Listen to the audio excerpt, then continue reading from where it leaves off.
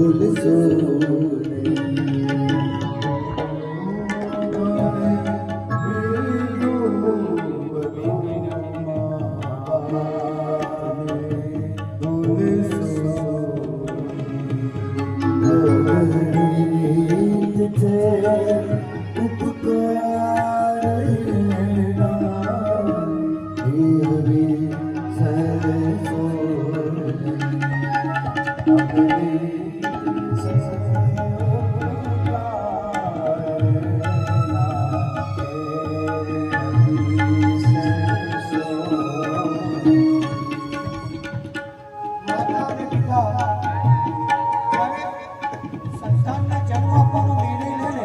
ત્યારથી જ એક વયસ્કમાંથી એક પ્રેમી અને પ્રેમિકામાંથી એક મેચ્યોરિટીનો વડીલનો દરજ્જો મેળવી લે છે.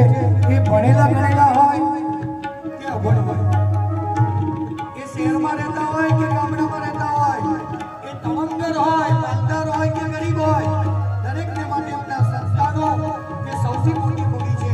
અને સંસ્થાનો માટે એવા મા બાપને જોયા છે કે વ્યસનમાં ઓતપ્રોત હોય ને, બાળકનો જન્મ થાય ભાઈ ભલા વ્યસન છોડી દે, અનેક પ્રકારનું આયોજન કરે, એમના માટે એફડી કરાવે, બેંકનું બેલેન્સ કરાવે. એવા મા બાપ જ્યારે બાળકોને ધીમે ધીમે ઉછેરીને મોટા કરે ને, ત્યારે મોટા થયેલા બાળકોને એવું થાય કે મારા મા બાપને કંઈ સમજ જ પડતી નથી.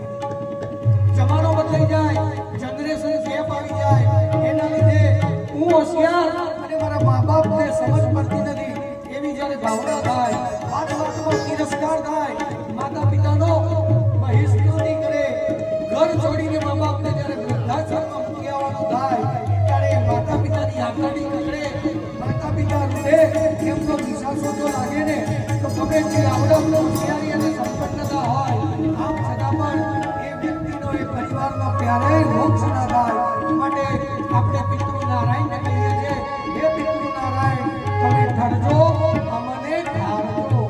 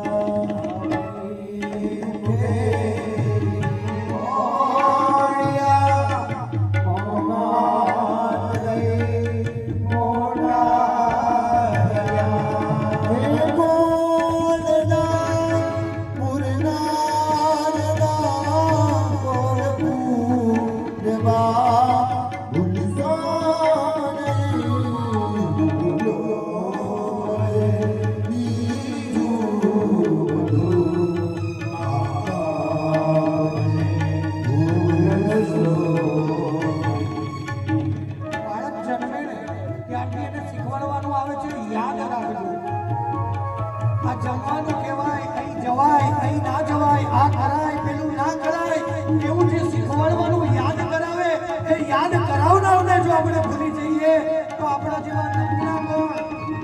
માતા પિતાને જ્યારે યાદ કરીએ ત્યારે એમના વર્તન, એમની વાણી, આ દુનિયામાં સંબંધોનું શું મહત્વ છે એ બધું જે શીખવાડે, એ માતા પિતાએ આપણને જીવન જીવવાની એક પદ્ધતિ શીખવાડી છે.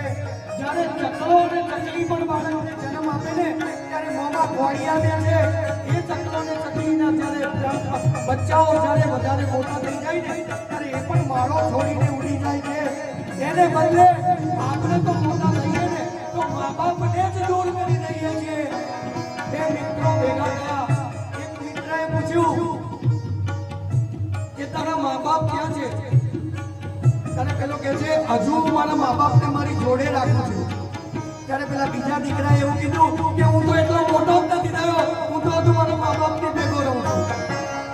આ ભાવના છે અને એ ભાવનાથી જો શ્રાદ્ધ કરીએ, તર્પણ કરીએ, આજનો આ પવિત્ર દિવસ છે, આપણે આટલો મોટો યજ્ઞ કરી રહ્યા છે, ત્યારે આપણને જન્મ આપનારા અને આપણા ડીએનએ જેનામાં આપણામાં છે એવા 3 પેઢીના પૂર્વજોને યાદ કરીને જો આ સંસારીએ દાન દક્ષિણા કરીએ તો એ જ સાચું શ્રાદ્ધ છે. પિતૃદેવો લાખો કમાતા હો બને રે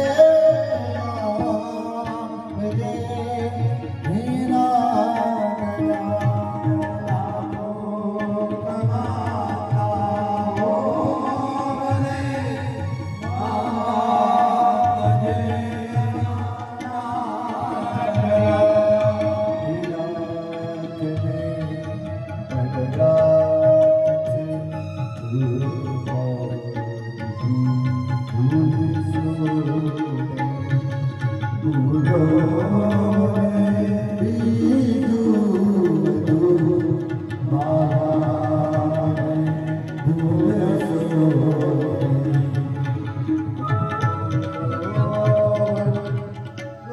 બહુ બધી જગ્યાએ પ્રયોગો થાય, રિસર્ચ થાય, સંસ્કૃતિ કેવી રીતે આગળ વધે, સંસ્કાર કેવી રીતે આગળ વધે, સમાજ કેવી રીતે વિકસિત થાય, એ બધાની અંદર કહ્યું કે દુનિયામાં જીવવા માટે સૌથી જરૂરી 3 વસ્તુ કઈ?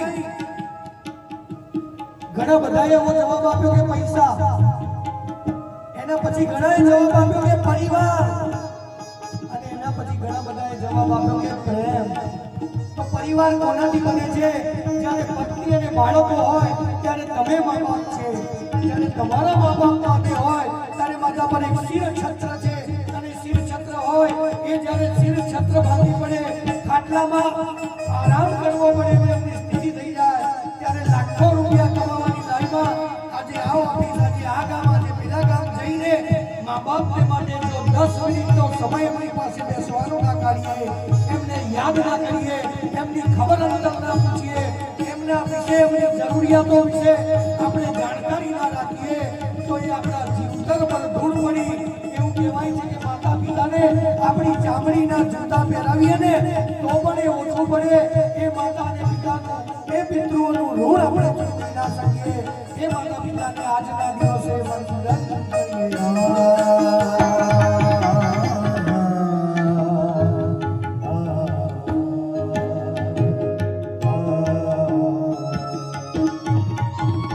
जितना दिया सरकार ने मुझको,